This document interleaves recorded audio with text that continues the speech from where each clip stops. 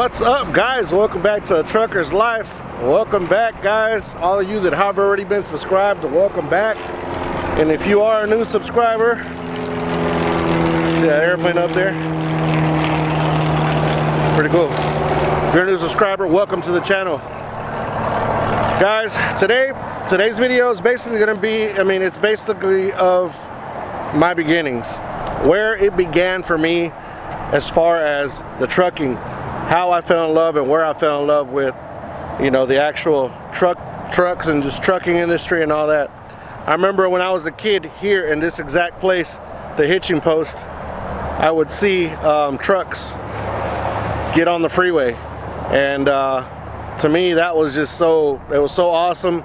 And I was a little kid, so I didn't know, it's just intriguing to see the trucks leaving and to see all the beautiful old Peterbilts and KWs, Internationals, and that's where I fell in love with the trucking. I didn't know that in the future I was going to become a truck driver, but my beginnings started right here in this town, Huntsville, Texas, and this was the only truck stop right there.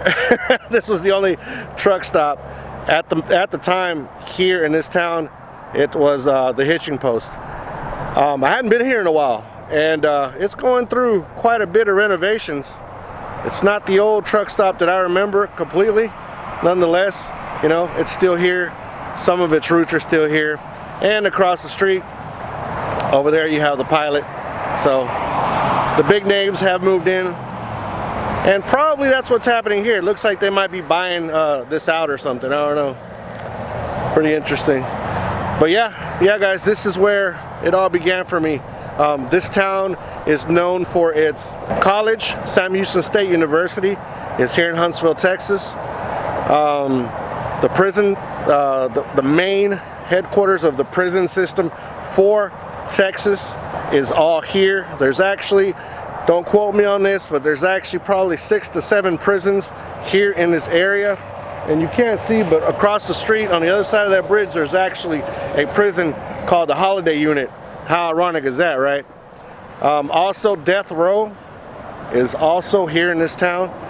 This is where you pretty much are going to be released one way or another. Unfortunately, some of you guys, or some of them, or not you guys, unfortunately some people make the mistake of hurting somebody really bad, killing somebody, and this is the last place that they end up being alive here in Huntsville. I know it's a little dark, but that is part and the story of my hometown and where I'm from. So just wanted to let you guys in on that little information about me. So I came back to Huntsville today just because I'm getting together with some cousins and family, and to watch the football game. Yep, go Texans, to see if we can knock off Kansas City. For if I have subscribers in Kansas City, sorry, but going for my Texans. And hopefully we can win to move to the next stage. But yeah, I thought I just wanted to bring the camera to town and show you guys where I am from. We have another airplane. Where's it at? It's up there somewhere. It's a little small airport right back there. And all the baseball fields are over there. And right there is where I got my license. That's where I got my car license. That's where I got my CDL. That's where it all began for me, at that police station right there. So there's a lot here. All the good and bad that I've ever done happened in this town. So I have a special, I have a special place for this town, just because this is where this town seen me grow up from, from a 3-year-old up to my 20s, and then I decided to leave. So, but yeah, I'm not from here. I wasn't born here. I'm actually from El Salvador. I was brought here when I was 3 years old, and was here for a better part of my life. And this is where the trucking, the whole trucking thing, was presented, was where I first seen it. And it was just something that stuck to my heart, and now here we are. Trucker's life, right? So let's go check out a little bit more of the town, and then we'll catch y'all a little later.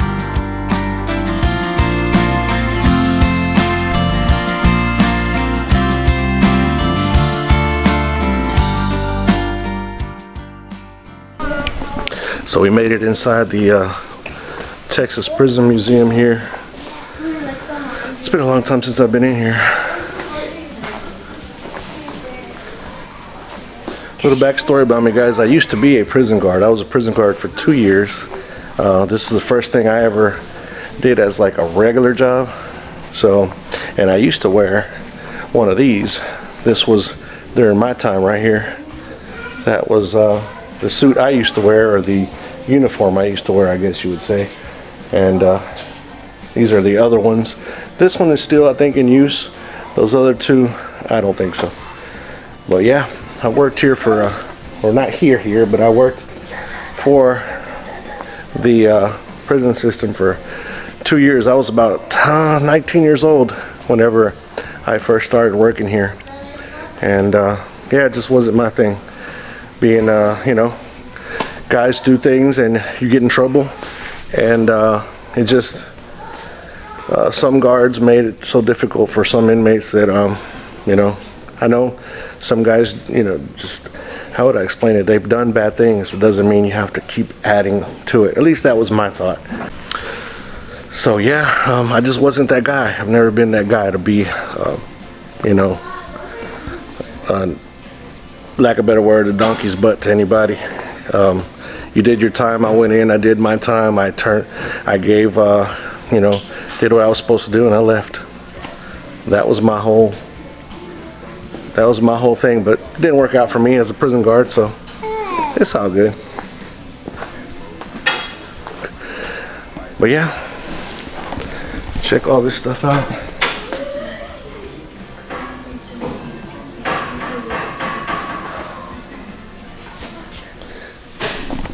And I guess this is an old, well actually what this is they would choose the cell. Whichever cell needed to open, they would move that, and then they turn this right here, the crank, and that would open up the individual cell. So that's exactly what that is. Looks kind of like, for you old schoolers, the old cigarette machines that you would put some money in and pull that and the cigarettes come out or whatever. And this here is an actual prison cell, mock-up prison cell. Very interesting. They sleep here. Hi. And that's one of my kids. Gio, say hello, Gio. Hello. This is my other one.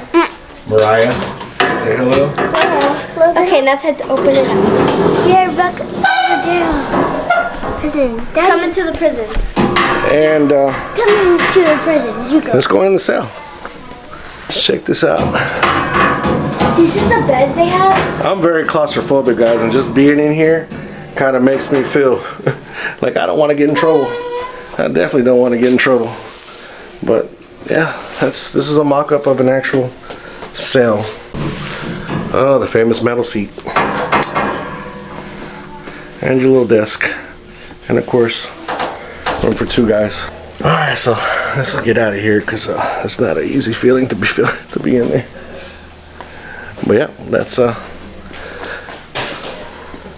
now another thing that used to happen in Huntsville, this town that I'm from, and I never got to go because I was just, my parents weren't into that type of stuff, was the rodeo. The rodeo was big when I was a kid, I remember, and I would always say that when I got bigger I was going to end up going to check out the rodeo, but I didn't. It all ended, and the rodeo was I was never able to check it out because they closed it, of course.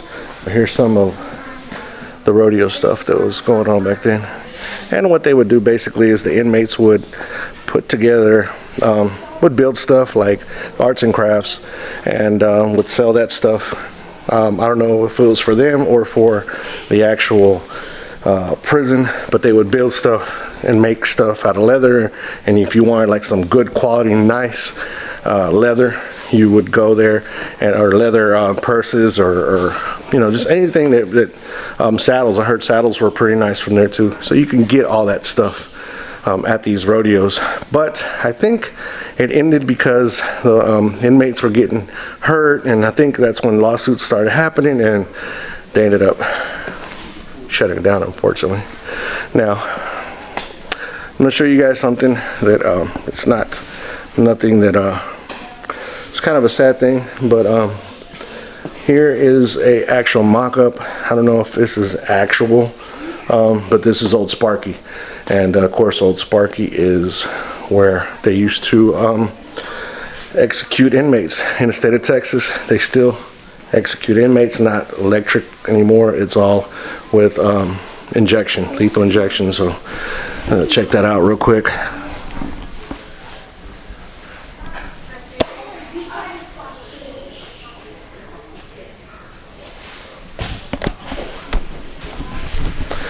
Definitely something creepy.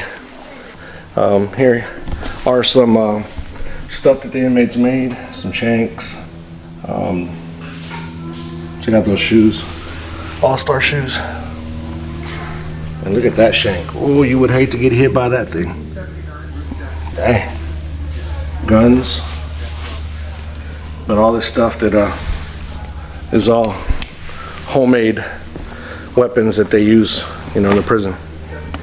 So yeah, I think that's about it, guys. I just wanted to show you guys a little bit into my world, into where I came from, and this is a big part of my story because I was a prison guard, and this all happened here in the town that I am from. So without further ado, let's just keep on going, and let's go be with family and enjoy this football game and have fun. Let's ride. The Texans are going to win today. Go Texans! Yeah. Thank you for coming to the Texas Prison Museum. You're not saying anything. Texans! Yeah. Well, made it to my family's. About to go in, watch this game. Hopefully we win. Get some grub, because yeah, big boy's getting hungry. Have you guys ever seen this before, though? Just wanted to show you guys this.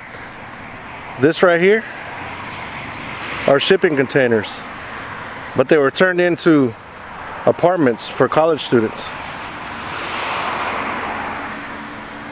You talking about a way of being inventing or how you say it? Innovative. They're just all stacked on top of each other. So you got it's 4 stories, and then it's like 3 wide in some spots, 2 wide right here. And then it's also 2 wide and then 1 over there. So be cool to go in and check them out, though. But I don't know anybody lives in there, so I don't want to go mess with nobody. But isn't that smart, guys? Shipping containers that we haul up and down the road, that come off of ships, and we haul them up and down the road in semis, and didn't have the end of their life was not throwing them away. It was turning it into houses and making more money off of these things.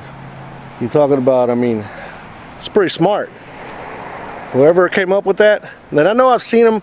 I've seen people make houses, build houses off of these things, and people do just different things out of these, make shops to work in. So it's always a good way to recycle something like this that we don't use anymore. And it's cool that one of these days, I mean, that back in the days, these things were on the back of a truck going up and down the highway, and then on ships going across overseas and stuff. Pretty interesting.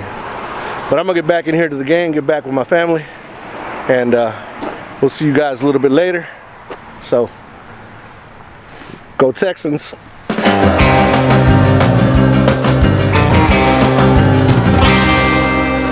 Just like that, we lost.